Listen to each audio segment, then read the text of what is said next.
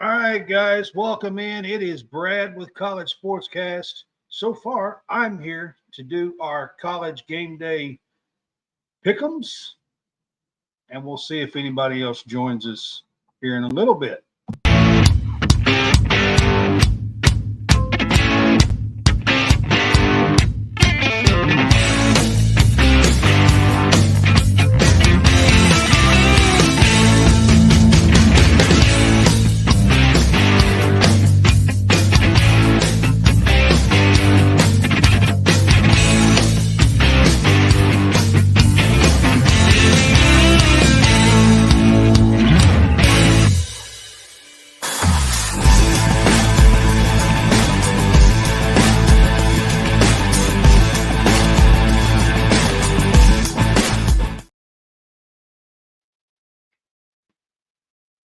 All right, guys, welcome back. It's Brad with College Sportscast here to do our game day pick'ems.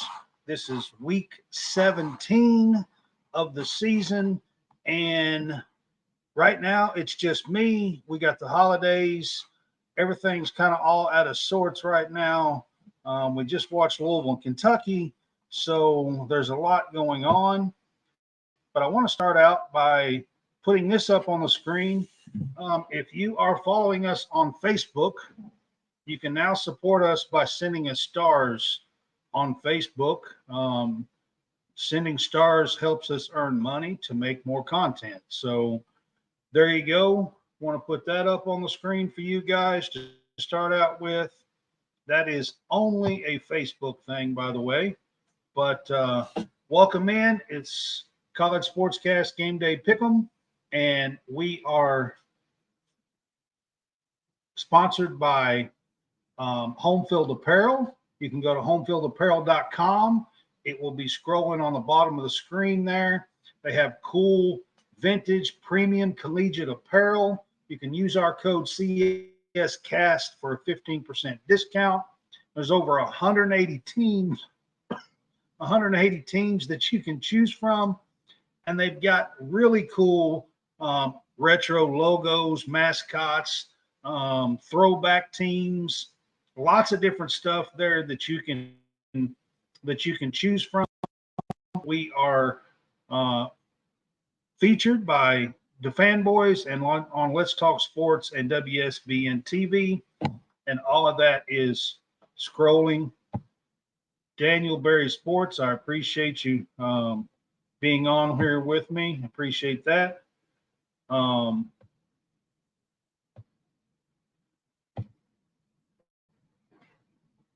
It is the Christmas season. There is a lot of stuff going on. I will say that there's a lot of stuff going on with Oregon State and Washington State trying to position themselves to save the Pac-12. They have a 2-year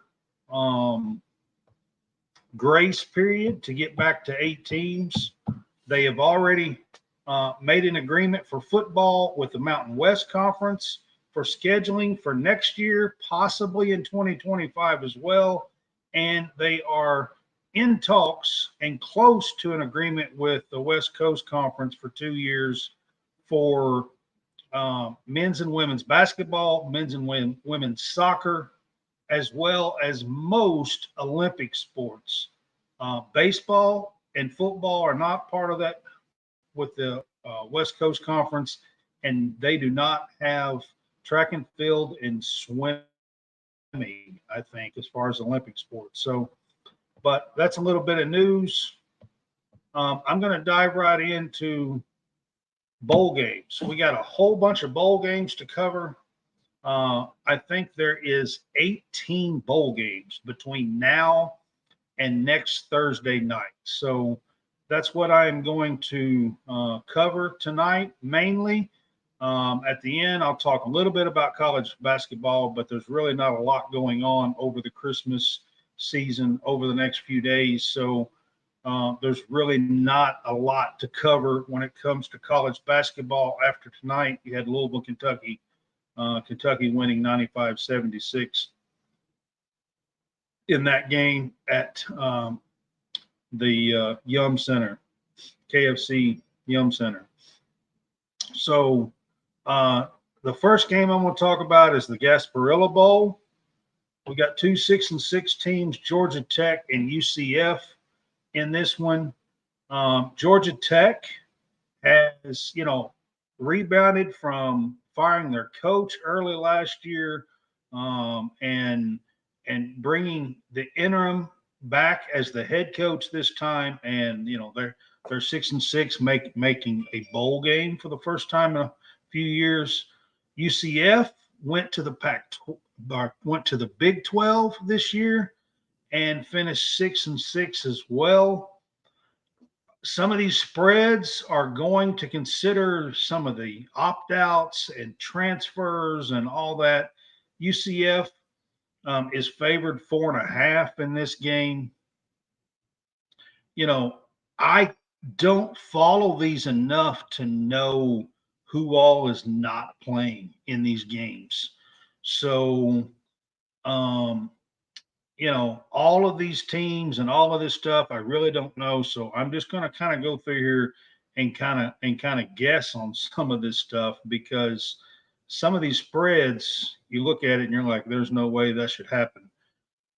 But anyway, in this game, Georgia Tech from the ACC, Central Florida now from the Big 12, in the Gasparilla Bowl. It is played tomorrow night. I believe this one is played tomorrow night on Friday.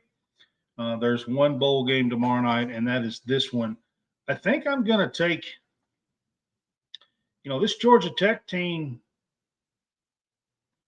come on, I think played a whole lot better than what they were given credit for.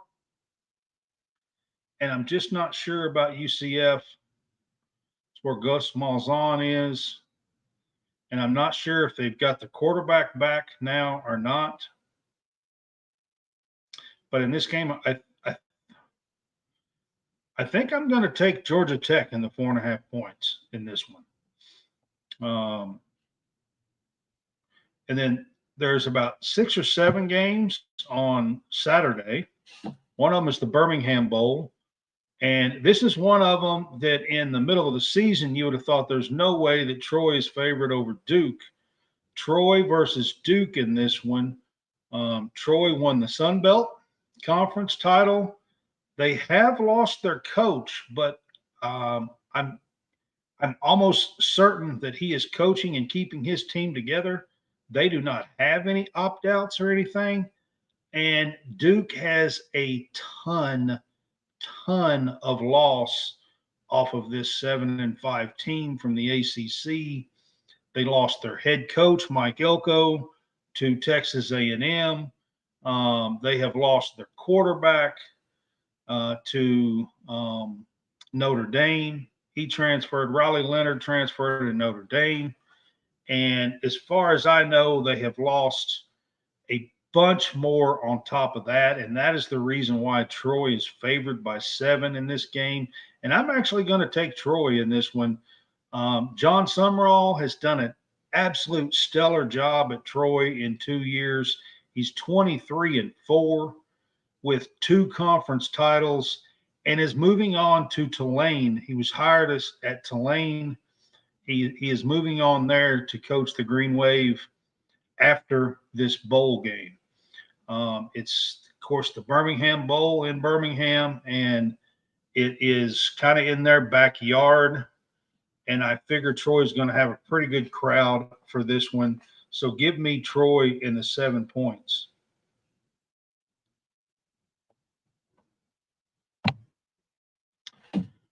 All right. The next game I'm going to talk about is Arkansas State versus Northern Illinois.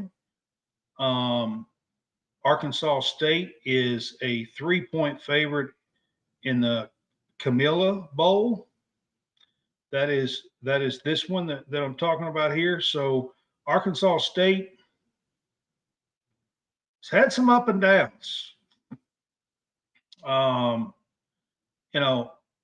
And I really don't know that much about Northern Illinois, so I'm going to take Arkansas State in this one and take the 3 points.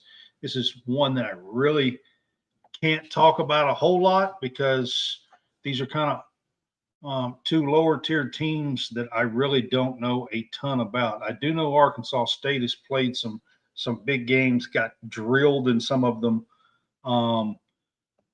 but I think I'm going to take Arkansas State and the 3 points in this one. The next game is the Armed Forces Bowl, and we've got James Madison making their bowl debut in this one. They are a 2-point favorite over Air Force. Air Force is 8-4. James Madison is 11-1 and ranked.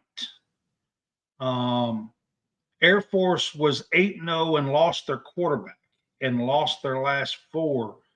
I do not know if he's going to be back in this game. If their quarterback is back in this game and they, have held their team together, I would think with the Air Force they probably have. If the quarterback is back, I think this could be a really good game to watch on Saturday. James Madison versus Air Force. I'm going to give it to James Madison in this game. They have proven it all year long. They made the bowl game despite really not being eligible. They just come up a couple of years ago and really aren't eligible, but they needed to fill some bowl spots, and this is one of the teams that got to do that. So this is their very first time being in a bowl game, and I think I'm going to take James Madison and take the 2 points.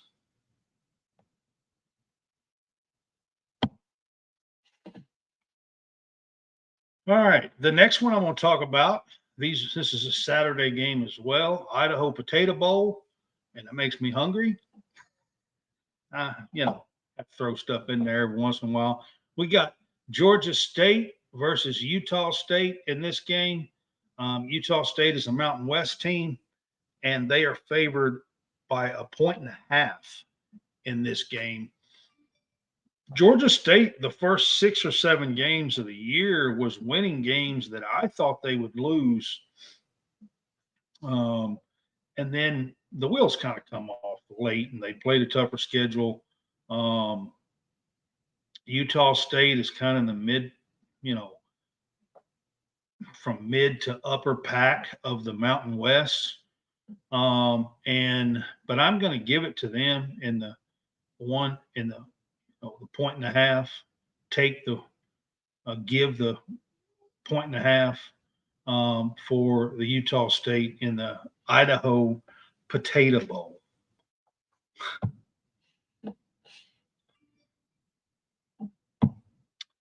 All right. And then the next one is the 68 Ventures Bowl.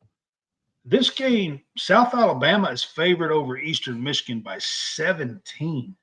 Sounds like an awful lot in a bowl game, especially with teams that are lower tiered teams. It just sounds like a lot to cover. So give me Eastern Michigan. I know South Alabama played a couple of games against some top tier teams and struggled in those. But that's playing top shelf teams. So, but I'm going to take Eastern Michigan. It just seems like an awfully big spread in this one to me. So give me Eastern Michigan. Now, this one, the Las Vegas Bowl. This one is also played on Saturday. We've got Utah, a 6-point favorite over Northwestern. First, Utah is 8-4 out of the Pac-12. Northwestern is out of the Big Ten. This is probably one of the first, power conference bowl games. Utah is the two-time defending Pac-12 champs. They played without Rising, their quarterback, Cam Rising, all season long this year. They've had some quarterbacks leave, so I'm not exactly sure what's going on out there. Northwestern, after all they started the season with, they finished the season 7-5, guys. Like the coach did an absolute. They had 1 win last year and had a swirl of stuff going on, and their coach got fired. Fitzgerald got fired before the season, right before the season, and had a lot to deal with. And he's done, their coach now has done a heck of a job. I don't know if he's gotten a full-time gig yet or not, but goodness, he should. After what they've done, I'm going to take Utah. Utah has a heck of a defense. They're favored by 6 in this one. They, I think, have one of the best defenses in the Pac-12. They've had the best, I think, the last 3 or 4 years, and they definitely still have one of the best this year. So give me the Utes in this game and the 6 points. And the last one on Saturday is Coastal Carolina versus San Jose State in the Hawaii Bowl. This is one, the spread is San Jose State is a 9-point favorite over Coastal Carolina. Coastal Carolina's had Graham McCall the last couple of years that has played really well. But he's transferred to Notre Dame for next semester. So, and they've lost a couple of other. I'm going to guess that that's the reason why this spread is a 9-point spread in favor of San Jose State. Otherwise, I would think that it would at least be closer, if not Coastal Carolina being the favorite. San Jose State is a pretty good team out in the Mountain West. So I'm going to take them in this simply because I don't think McCall's going to play. So I think that's what I want to do in this one. And then this one, the Quick Lane Bowl, these are played next Tuesday after Christmas. Christmas Eve and Christmas is Sunday and Monday. These games are played next Tuesday. The Quick Lane Bowl, Bowling Green versus Minnesota. Minnesota is one of the only teams with a sub 500 record. They're 5-7. Still favored 3.5 points coming out of the Big Ten over Bowling Green. I'm probably going to take them in this game. It's a game they probably should win by 3.5 points. So PJ Fleck is got to get his guys going here and out of the Big Ten and get them a win in the Quick Lane Bowl next Tuesday.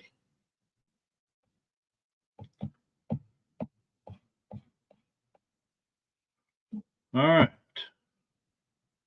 Then we got the First Responder Bowl, Texas State versus Rice.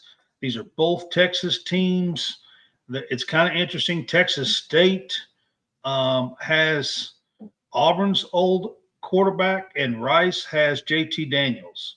So Finley is Texas State quarterback, TJ Finley that was at Auburn, and Rice has JT Daniels.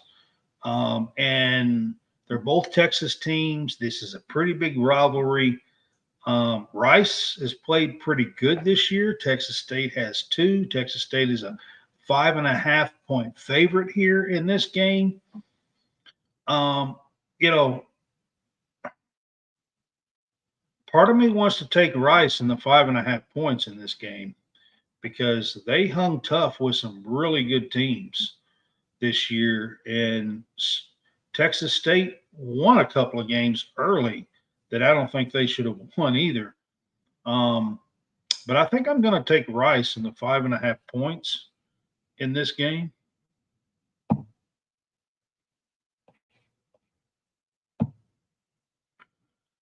Robert Rhodes, what's up? I'm going solo tonight, it looks like. I appreciate you being on here with me.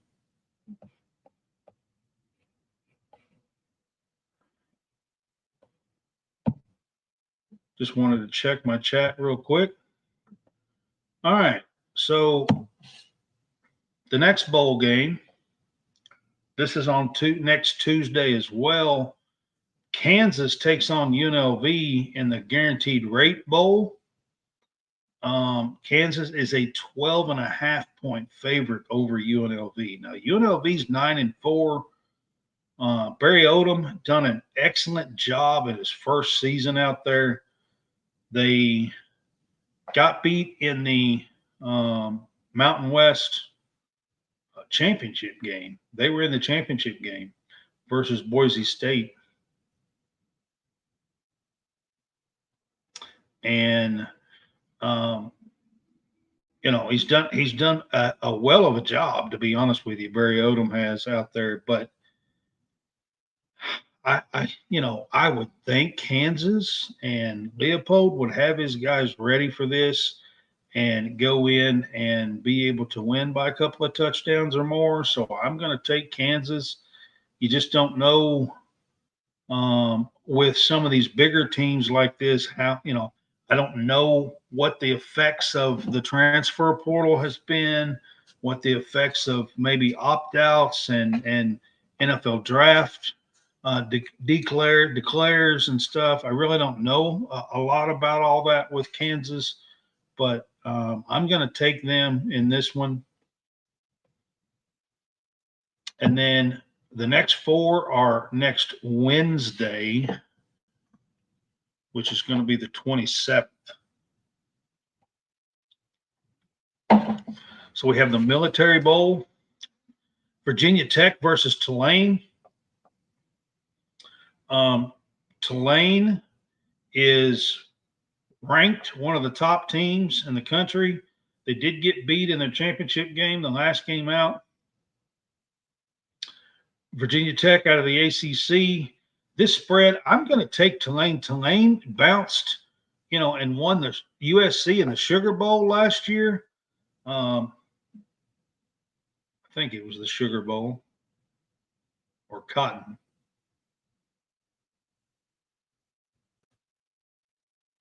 I don't know. It was the a New Year's Six Bowl. I know that. But anyway, just off the top of my head, I'm trying to remember what it was. But they bounced USC in the in a New Year's Six Bowl last year. I don't know if you heard that, but something crashed. All right. But I'm going to take Tulane and take these 10.5 points in this game in the Military Bowl. Then we got the Duke Mayo Bowl. This is the bowl game. We've got ACC versus the Big 12. We got UNC versus West Virginia. West Virginia is a 6.5-point favorite in this game. North Carolina's like 8-4.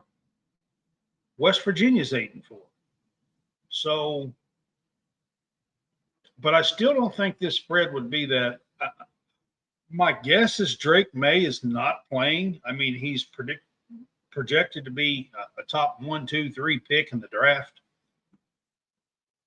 I'm going to assume that he's not playing in this Duke Mayo Bowl for UNC, and that might be why we see the spread at 6.5. I'm going to take West Virginia in this. Neil Brown has done a heck of a job to get them to 8-4 this year and had a really good season there. So I'm going to take the Mountaineers in this game.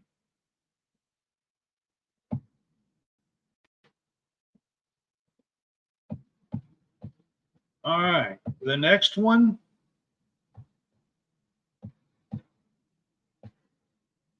Again, this is next Wednesday. The next one is the Holiday Bowl. And the Holiday Bowl is Louisville versus Southern Cal, USC. This ought to be a pretty fun game. Of course, USC has a bunch of people who are transferred out. They have several people who are not playing and going to the NFL draft, including Caleb Williams. I think that's why you see a 7.5-point favorite in as far as Louisville in this game. I don't know what to expect in this game. If this was the regular season, midway through and I was looking at this game, Louisville versus USC, I would take USC in a heartbeat in this game. But something tells me to take Louisville in this game. I think USC is going to be without a whole lot. So something tells me to take USC in this spot. I'm not exactly sure what like leads me to that, other than I think you're going to see USC like just half manned. You're not going to see them near at full strength. So I'm going to go with Louisville and give me the 7.5 points. And I got Hammonds to join me now. What's up, Hammonds? Buddy, I forgot all about it. I got tired away watching something something about like a documentary, and I'm thinking I got a podcast going on right now. Like I just forgot about it, man. I don't know. You just sit there.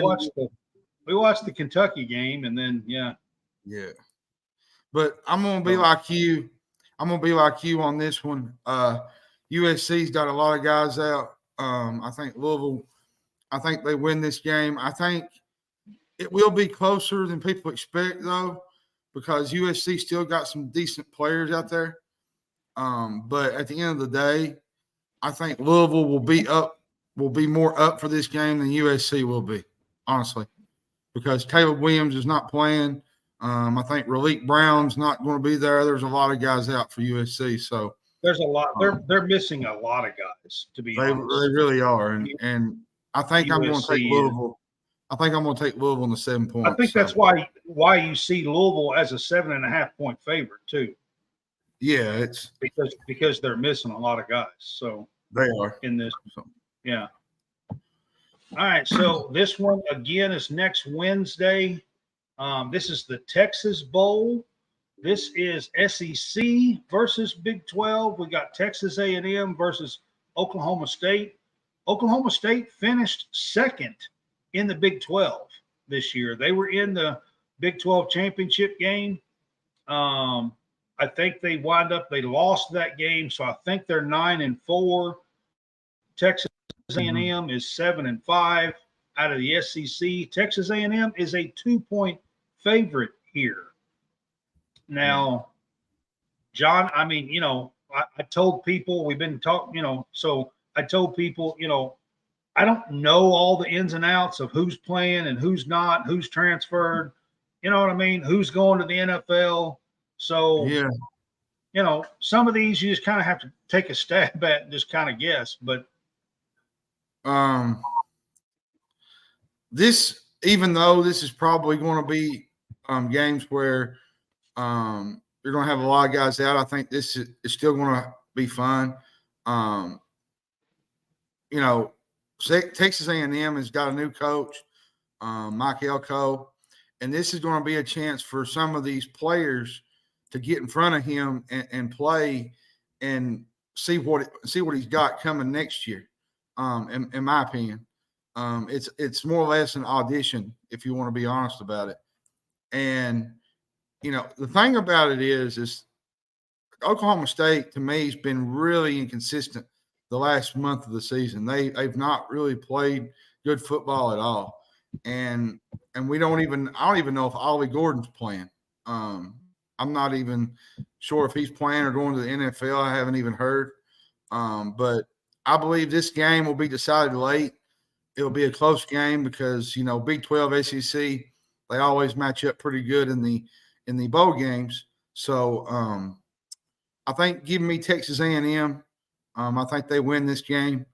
I think they cover the spread. The inconsistencies of Oklahoma State kind of worry me in a game like this because they haven't played really well down the stretch. I get it, but Texas A&M has lost a lot in the transfer portal. I can't imagine that Elko's getting to coach this game because he wasn't part of this semester. I don't think he is either, bro. So I can't imagine he's getting to coach this game. He might be there, and they have lost a lot in the transfer portal. They're one of the teams that's probably lost the most talent They've lost several 5-stars, several 4-stars. I don't know how many of them's playing. I don't know how many of them's not playing. You can still be in the transfer portal and play because you finished this semester. So I don't know, so I'm going to take Oklahoma State and Gundy, I think, in this game, just simply because I don't really know. Well, you don't. And right now it's there's just a lot of ifs, ands, or buts and candy nuts. We'd all have a Merry Christmas. You know what I mean? Like, there's so many people, there's so many players out. You look at tonight, Syracuse has got a tight end playing quarterback. Like, some of the depth. That's why I had my little rant the other night about how this has got to change. All this transfer portal stuff before the bowl games is ridiculous. It's got to get better to a degree where they give them an opportunity that after these bowl games, that right as soon as the bowl games are over, you drop it and you start opening the portal. You give them about you have to. I was trying to give them about 30 days. What do you do? Give them about 30 days. Yeah, about 30 days. We were kind of cutting in and out the other night, but I was trying to tell you, imagine if right before March Madness, they just open the damn transfer portal and like half the players leave and we don't even know who's. I mean, imagine if they did that. The biggest difference in college football and college basketball, I tell people all the time, with if that happened before March Madness, is you might not even have enough players to play in basketball. You'd be playing walk-ons in March Madness. Technically, if you're playing a tight end at your quarterback position, you don't really have enough players to play, do you? No, you really the depth. It's a depth factor, especially in some of these bowl games. Come on, Western Kentucky had to plead and beg with their third-string quarterback to come and play because they didn't have anybody else. Here's the difference, though. Like, you got all these games with the portal, but all in all, the only games that's really going to matter in the grand scheme of things is the playoff games because they're playing for something. I mean, I get that, but I still think it's just asinine, in my opinion, to open the transfer portal. I agree with you. I'm on it. Before these bowl games. And I was trying to say that the other night. We were kind of. Well, I agree with you. And I think as soon as the bowl games are over, you hit it and you make it a 30-day. You make it a 30-day thing where it's a 30-day limit, and then you shut the portal down for a couple of days, and then you go right back to the portal because right now it's a free-for-all, to be honest with you. Yeah, I mean, it needs fixed something off. It does. I agree with you. If you ask me. All right, so that is Wednesday's games. These games, the next 4 are next Thursday's games. A week from today.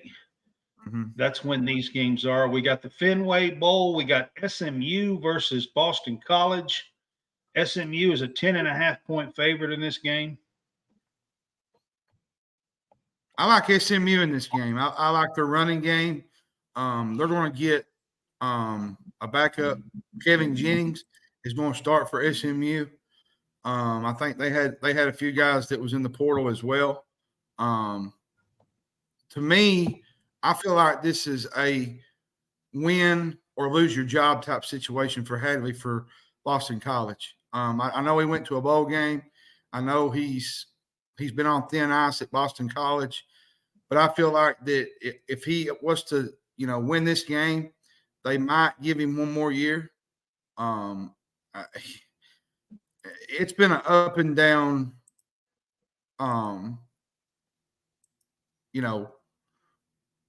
year for Hadley, especially the last couple of years of Boston College. So I think to me, it's a win or lose situation for me. But I still think they give him one more year to figure it out. But I wouldn't be shocked either way if he did lose, that they ended up moving on to somebody else. but I got SMU in this game. I just think SMU has too much offense in this game. They still got some playmakers out there. And I just think they'll cover the 10.5. I just don't think BC has enough firepower to win this game. So. Yeah, I am all on board with the Mustangs.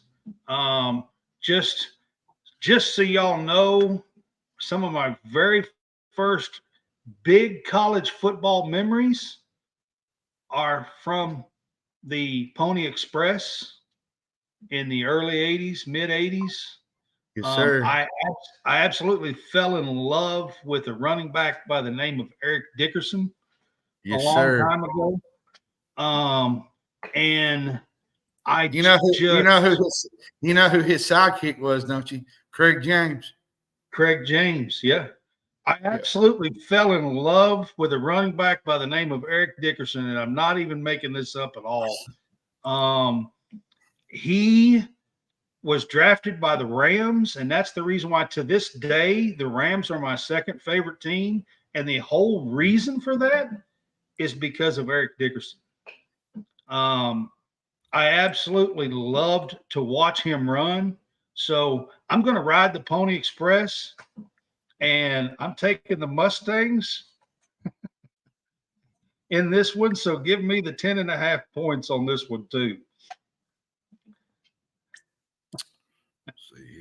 People probably nowadays are like, what the hell is he talking about, Pony Express?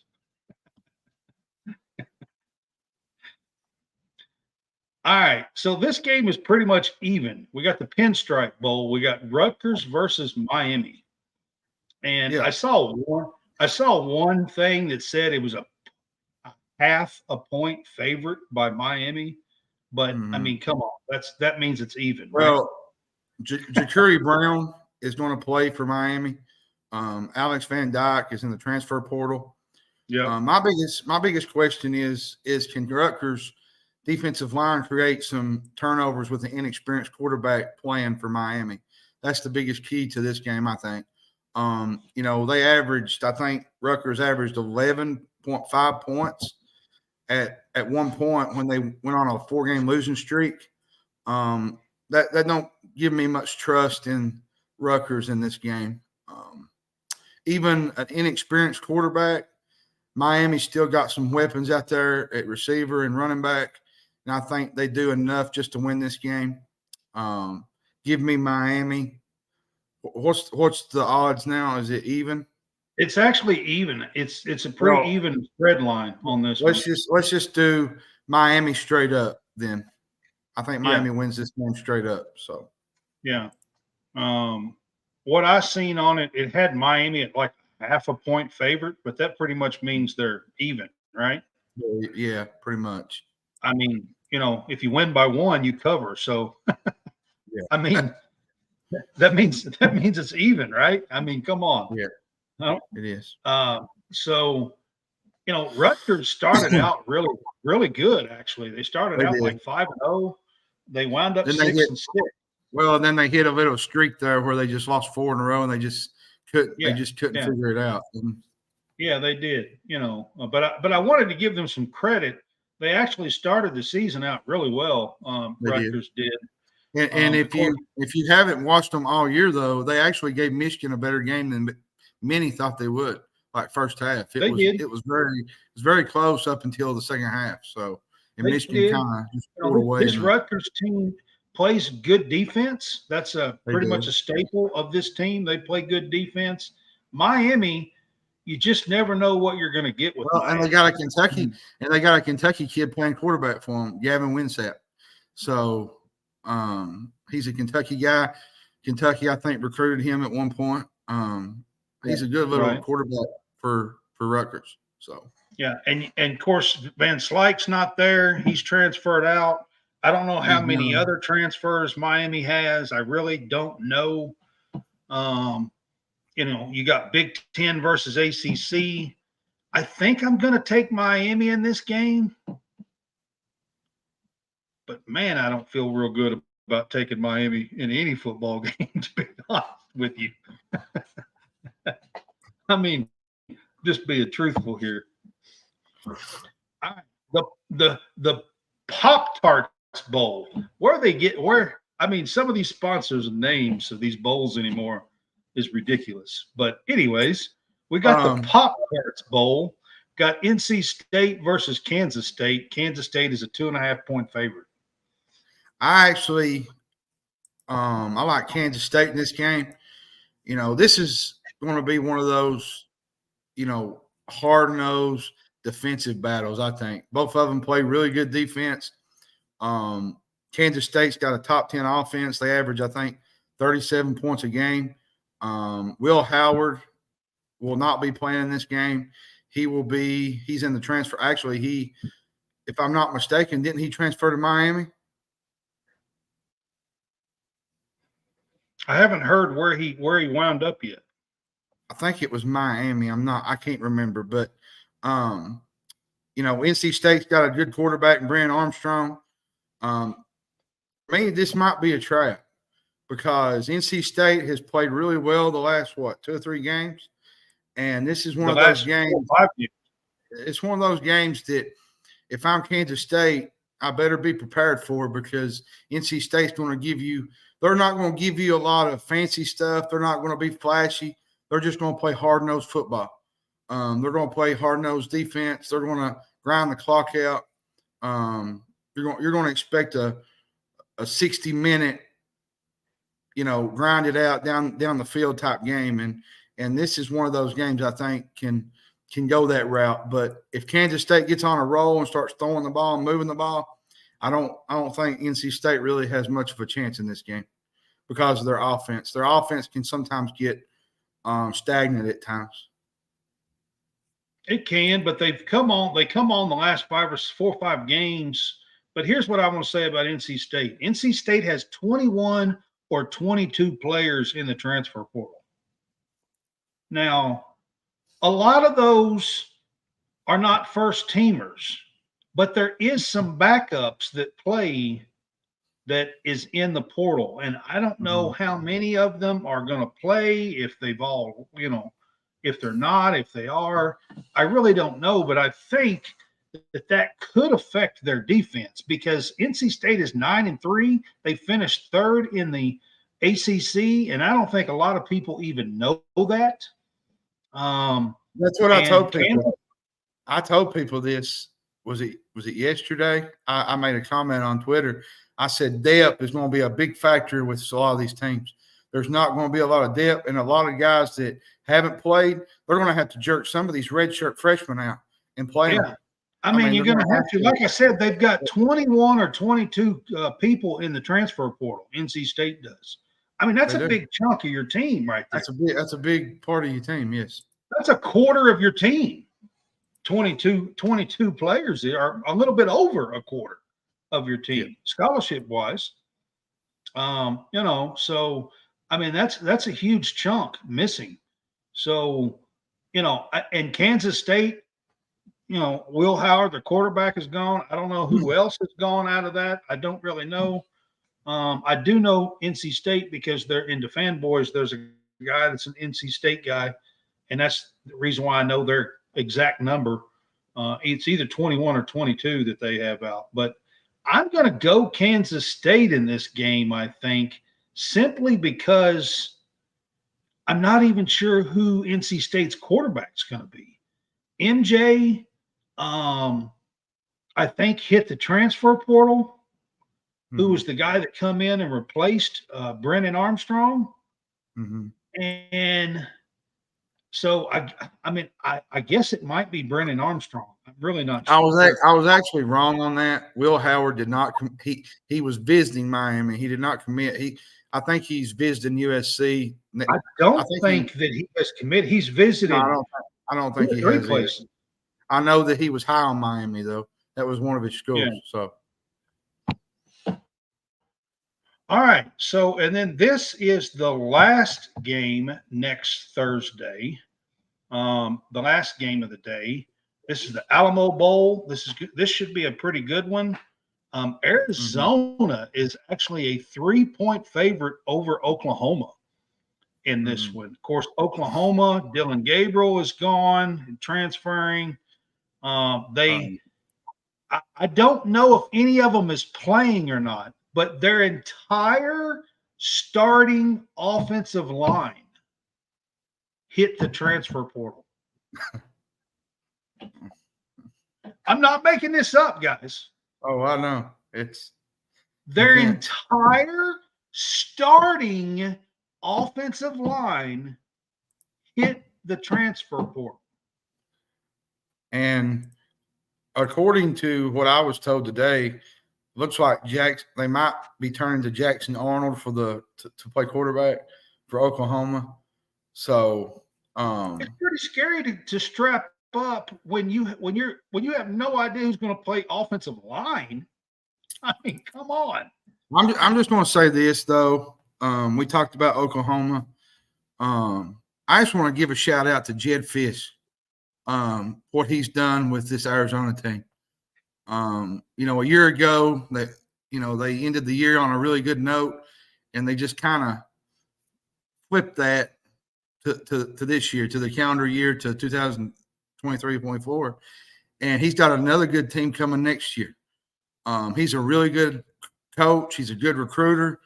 They had really good quarterback play this year, I thought, with Noah Fafiti.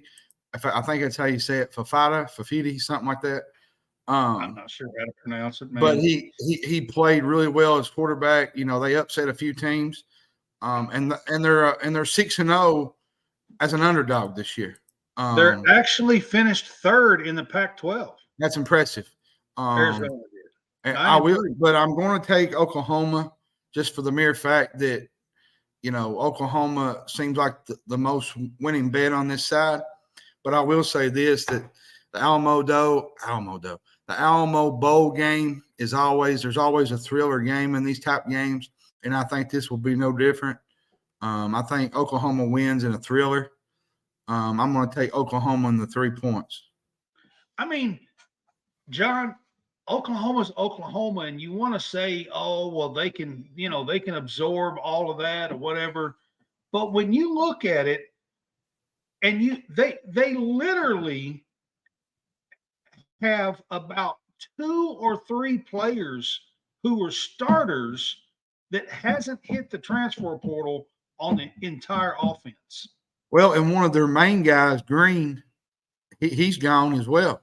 One of their main top cogs. It's so hard. Because Oklahoma, you would think, well, Oklahoma's going to be Oklahoma. But when you have to play, and I don't know if all of these guys are not playing. I mean, you can still opt to play and be in the transfer portal. So, if some of these guys are playing, then it could be a completely different game. But gosh, here's what happened. So the offensive coordinator, Levy, took the Mississippi State job. So when Levy left, a lot of these guys hit the portal.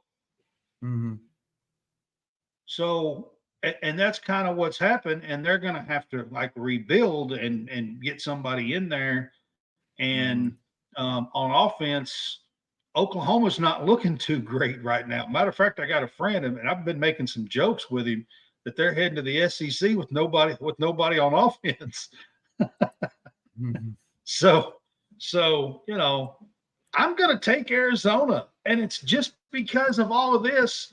And I'm probably going to be fooled. Half of them's probably going to play, and they're probably going to kick Arizona's hind end. So I don't know.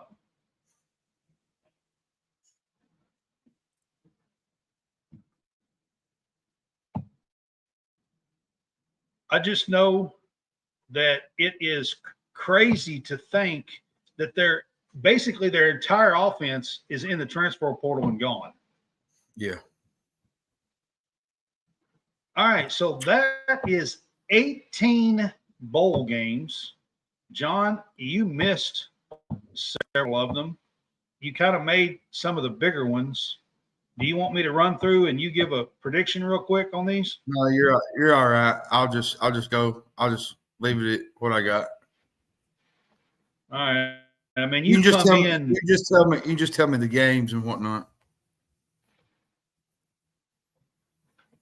Did you come in on the Kansas game? No.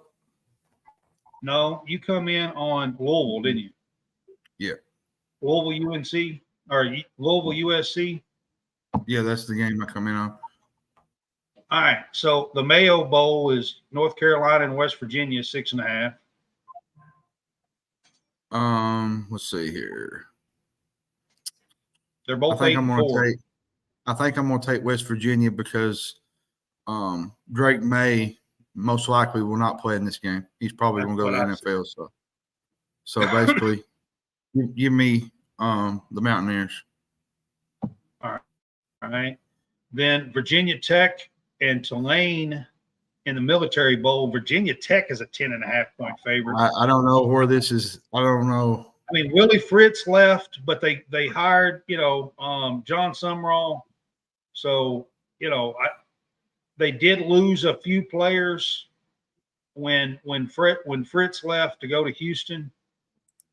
I think this will be a very big game for Virginia Tech because it's sort of like a program builder to start the new year, start the next season.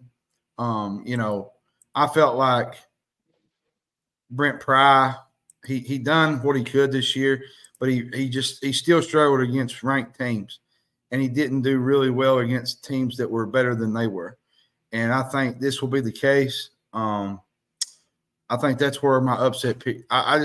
This spread is just too high for me. That's what I picked. Even though Willie Fritz is gone, I'm not even sure if Michael Pratt's going to play. I've heard different things that he's going to jump in the portal from different things, so I don't really know.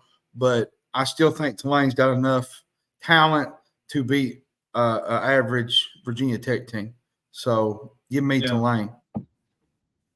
All right, and the Guaranteed Rate Bowl is Kansas versus UNLV. Kansas is 12.5-point favorite. I'm going to tell you, this is going to be a fun game because UNLV has, they've only allowed, I think, 163 rushing yards. But Kansas's offense is really good. So it's going to be one of those games where which one breaks first, the offense or the defense. And I think Kansas does. I love what Barry Odom has done this year with this UNLV team. He was my second pick for, Coach of the Year, right next to Eli Drinkwitz. So, but at the end of the day, I just think Kansas has too many weapons, and they win this game going away, and they cover the spread. All right, man. That's all we'll catch up on. Some of them are kind of lower tier stuff. So, really and truthfully, I was going to let you kind of lead here with this because there's really not a ton of really good basketball games over the next 4 or 5 days. On Sunday, I think there is just a few tournament games. There's one of those holiday tournament things that's going on, but there's nobody real big in that one on Sunday. Monday and Tuesday, there are no games at all. And there's really not. The biggest game that I know of is Arizona and Florida Atlantic on Saturday. And if you want to cover that game and talk about that game, and if there's any other one in college basketball. You want me to go through the college basketball scoreboard for tonight? I mean, I thought about it. You can, yeah. If you got it up, you can, yeah. I got it up. Tonight, St. Thomas, Minnesota beat Wisconsin River Falls 104-51. I mean, St. Thomas is probably, they're just entering their Division I, but Minnesota beat Ball State 80-63. Army beat UTSA 63-53. Miami beat Stonehill 97-59. Norfolk State beat South Dakota State 84-65. IUPUI beat Defiance 90-67. Richmond beat Buffalo 72-66. I'm kind of just want to go through and give some of the bigger games, I guess. UNC Wilmington wins on the road at Marshall 78-69. So UNC Wilmington continues to win after beating Kentucky. Hey, we need to see UNC Wilmington keep winning. It looks a lot better. Iona beat Colgate 85-65. That was a really big win for Iona after the way they've struggled lately. Charleston beat St. Joe's tonight 89-82. And this was not a bad game. I think Charleston was a quad two game. St. Joe's had 2 or 3 chances to win it, and they just couldn't get the shots to fall. But this St. Joe's team is a really good team. They're going to be fun to watch in the Atlantic 10. Detroit has lost again, everybody. They lose to Central Michigan 75-63. Jeff Goodman made a quote, by the way. Jeff Goodman made a quote the other night, said the Pistons in Detroit are combined 0-something since October.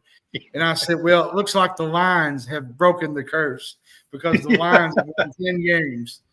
So from there, let's see here. Tennessee beats Tarleton State 65-46. Tennessee actually struggled in this game. They didn't play the best. Purdue beats Jacksonville 100-57. Michigan State beats Stony Brook 99-55. Cleveland State beat Western Michigan 90-77. TCU beats Old Dominion 111-87. Syracuse beats Niagara 83-71. Syracuse is putting together a really good team. Darnell Autry, he's having a really good season this year with his first year at Syracuse. Nevada beats Temple 80-56. Trying to see down through here. Monmouth beat Manhattan 77-71. Arkansas beats ain't that awful? Abilene Christian 83-73. Kentucky beats Louisville 95-76. Kentucky started out kind of slow. Then Kentucky just absolutely put on a clinic offensively, like they have all year long when they're in a zone. And I'm going to tell you something, folks. I know this. They did in the middle part of the game. The first 10 minutes and the last 10 minutes, it was a little boring, I thought, the game. I'm going to tell you because, well, you're up big and you got a big lead, and it just kind of gets sloppy. But I'm going to say this, and I know this is a college sportscast, and we cover Kentucky and we cover a lot of players. But if you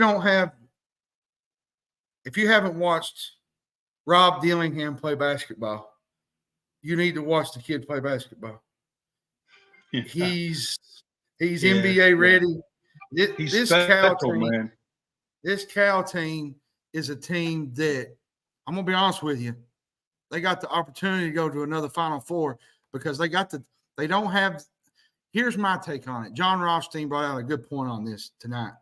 He said they have a higher ceiling than they had when they lost to St. Peter's in when they was a 2 seed. This team is a lot better than those teams. And they have a bigger and higher ceiling to go farther. And it's up to us and it's up to Calipari to make sure that happens and they don't get sidetracked.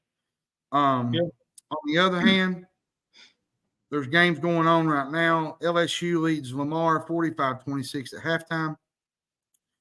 Massachusetts trails Georgia Tech at halftime 37-31. San Diego State leads Stanford by 2 at halftime 34-32. East Washington leads on the road at Washington 40-39 at halftime. That would be a terrible loss for Washington after just Gonzaga. I mean, that would not be. I hope they can pull that out. Yeah, that would not be. That'd be a really bad loss. But on to the Friday games. There's not a whole lot. I was looking down through here. Nevada plays TCU tomorrow. That should be Nevada. I think is 10-1. TCU's 9-1, I believe. Illinois and Missouri play, I think. Illinois and Missouri plays. Yeah. And then you got where's it at? Maryland and UCLA. I'm going to tell you something. UCLA has been a team this year. I don't know really what's going on. if Mick Cronin got something through the email that said, collapse and please come to Louisville at the end of the year.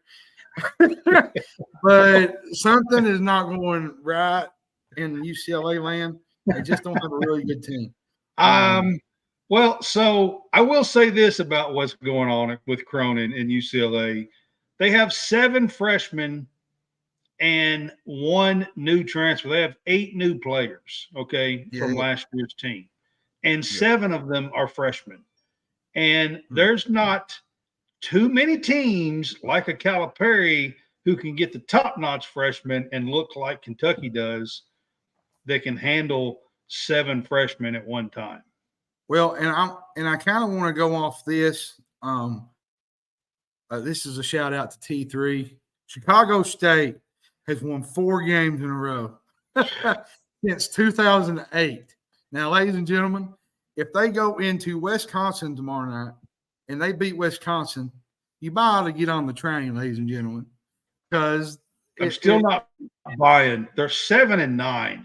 Yeah, I know it's. But what you saying was Saturday. Here's the Saturday games. There's actually some really decent games Saturday. Rutgers plays Mississippi State on the road. Actually, no, that's in New Jersey. That's at the Prudential Center. So that's a neutral site game. Well, it might be where Rutgers plays, I'm thinking. But anyhow, Butler plays Providence. Providence coming off a big win against Marquette this week. Yeah, Butler and Providence is a good game. Ole Miss travels to Southern Miss. This will be a big game for Ole Miss on the road. They can't afford to lose this game next to conference play coming, because conference play is going to get tough for the Rebels. Even though they're ranked 25th, they're still kind of out there. You don't know really what to expect from them. Seton Hall and Xavier play. I think it's at the Census Center. That's a hard place to play. Seton Hall's coming off a win against UConn, which UConn, Marquette, and what's the other team? The top 3 are 0-1 in conference. Yeah, they all got beaten the last 2 nights. Which is crazy. Florida Atlantic plays Arizona. That's, if I'm not mistaken, that's in Las Vegas, the T-Mobile Center. Creighton is the other one that got beat. Yeah, it's a neutral site game for the Alabama game or for the Arizona game. Villanova goes to DePaul, which most likely you don't never know because Villanova is up and down. They did beat Creighton, but they did lose to Drexel and they lost to Penn and they lost to St. Joe's. So can I ask you a question? Does Alabama play the Lakers next? Because it seems like they're just playing everybody. It seems like it. It seems like it. It does. Like they played 22 top 10 teams already. It seems like they have. It seems crazy, doesn't it? Vanderbilt. I think they play the Lakers next. And Vanderbilt. Listen, y'all. I love CBS. I love what y'all are doing. But why are you putting Vanderbilt on the road at Memphis on CBS at 4:00 for prime time? Oh, man, come on now. I'm not trying to throw any shade at Stackhouse, but right now Vanderbilt is a mess, and it's a bad situation. There was a picture that was posted last night of the crowd before the game, and this used to be a proud basketball program at one point. Shane Foster, John Jenkins. They had some really good teams that beat Kentucky, Florida, Alabama. They beat some really good teams in SEC play. Stackhouse beat us last year. He did. It's just – and Memphis is a really good team, by the way. That's not to take away from Memphis. They got a good team. And St. John's, Rick Pitino goes to Hartford to play UConn, which that will be – it's an 8:00 game. It's probably the only game, the big primetime game. It is. Saturday night. And UConn is without Klingon. I want to say this, and we can get on to end the show, but when UConn does not have their big man, they look very beatable. I don't know what happened to UConn. Was it last night? Against Seton Hall. It was last night. Was it last night or night before? They looked like they had never played a game of basketball. It looked like UConn from last year in November. It didn't look like the championship UConn team. Yeah. But as you recall, they done all that in November, and then they went roughshod in the Big East tournament, and they just collapsed everybody. So yeah. I still think that they're a great team, but they're just a good team when they don't have Klingon, because Klingon makes a difference for them in the middle. So Hey, the Big East is going to be a bear. So the Big East is going to be tough. I think the Big 12 is going to be fun. I think I've told people the ACC is probably North Carolina and Duke and everybody else, which I know Clemson, but I don't think there's only a handful of teams, though, Brad, that can actually play North Carolina style ball. I actually think North Carolina might win the ACC, to be honest. And Duke, from what I've seen so far. Well, and you look at Duke the other night, they beat Baylor, but Baylor's coming down to earth a little bit. They're not. Yeah. They did that last year. Baylor has a tough time playing offense at times. Their D's great, but sometimes they just go for stretches where they just can't shoot. And but I just want to say one quick thing before we get off here. I want to wish everybody a Merry Christmas and a Happy New Year. And if you eat any pecan pie, please remember Brad Harvey. Brad Harvey loves pecan pie. He thinks it's the world's greatest, apparently, and which it is. It's good. I just want to say this on top of that. Kenny Payne, do the right thing. And if you don't get fired, step down. And I don't mean this in a bad way. It's a bad situation.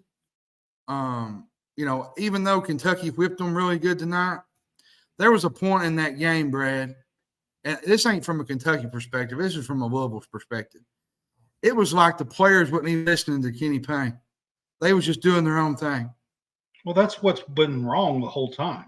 They don't have a leader. They don't have a leader. They don't have a leader. That was happening last year.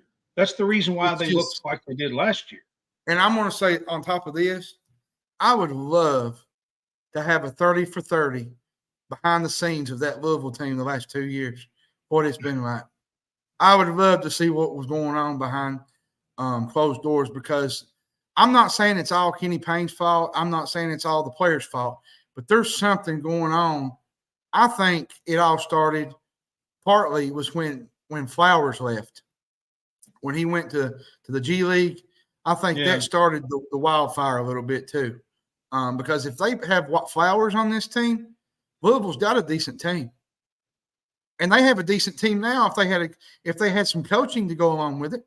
Well, but they've had guys out. I mean, even today, there's still 2 guys that are out. Yeah, JJ Trainer and one guy and a 6'8". The Evans kid and JJ Trainer. Yeah. Which I don't think it would have made much of a difference, but at the same time, I'm just saying. I mean, they've had guys out, and then the whole Karan Davis thing, and I mean, it's just been. And then you had the Big Blue chants in the arena of the opposite team. Now that's embarrassing, folks. That when an opponent's fan base. Depends on how you look at it. To a Kentucky fan, it's fun, but to a rival fan and a fan that I love, it's embarrassing, because you have an opponent's rival come in and take over your arena. It makes you look like that you have no fans that actually care. And there's people in this program that do care. You look at Dykes tonight. Jimmy Dykes said something that really struck with me. He said, this is a big brand. This is a big brand in college basketball. And for it to be the way it is a disgrace. I mean, I agree with you. I've been saying that for a while. So off my rant. All right. So we will be off until next Thursday, guys. It's a long time. It's a week away. But we've got Christmas. I've got a Christmas to go to after Christmas for a couple of days. So our next show will be next Thursday. However, I am going to announce that we're going to have James Bailey on with us for about 20 or 30 minutes to start the show next Thursday. And he is going to come on and we're going to preview the Gator Bowl. He does a Clemson Fun Fans podcast for the fanboys, and goes to Clemson games, knows the program in and out, does a podcast. Oh, you mean to tell me you didn't get Jay? No, didn't get Jay this time. I could just see you all going at each other's throats, man. Yeah, me and Jay. I think we would. James is a really good guy. Yeah. He is a high school principal, or he might even be. I think he's a high school principal, I believe. And he's going to be on with us, and we're going to talk and preview the Clemson and Kentucky, and talk about it and preview the Gator Bowl. Now, that won't be the whole show. It's only going to be about the first 25 or 30 minutes, and then he's going to leave, and we're going to kick off and do our game day pick'ems. Because next week, our game day pick'ems will be on the bowl games for like New Year's Six Bowl and the college football playoffs. So Jay, all joking aside, Jay is a cool guy. Jay's a good guy too. Jay's a fun guy. He's just a Clemson fan. We can't help it. And he tries everything in the world to get under my skin. He does me too. So I love him though. But I will say this coming up. I know it's coming the 28th. We're getting ready to hit conference play. SEC's getting ready to start. This is when the fun happens, y'all. This is when teams separate themselves a lot during college basketball, and there's still some non-conference games coming up. What are you going to do Sunday, Monday, and Tuesday without no basketball? Like, are you really going to be able to live? I don't know, man. It's going to be really strange. So it's going to be tough, man. Please join us next Thursday. We're going to have a special show. It's going to be a whole lot to do with the big games of college football. We're going to preview the Gator Bowl. We've got a Clemson guy coming on with us. Again, his name is James Bailey with the Clemson Fun Fans podcast of the Fanboys. So, and then we're going to talk about all the rest of the bowl games and the New Year's Six bowls and the college football playoff 2 bowl games. So there is going to be a lot to talk about. We'll probably throw in a little bit of college basketball games for that weekend as well. You have a date for New Year's? I don't know. I ain't figured that one out yet. Hadn't thought that far in advance. You gotta give you a hard time, man. Hadn't thought that far in advance, man. All right, guys. So we will see you guys on the 28th, and this has been our game day pick'em for a lot of the mid bowls. So I appreciate you guys being with us, and everybody, we want to wish you a Merry Christmas and a Happy Holidays, and we will see you after Christmas. Merry Christmas.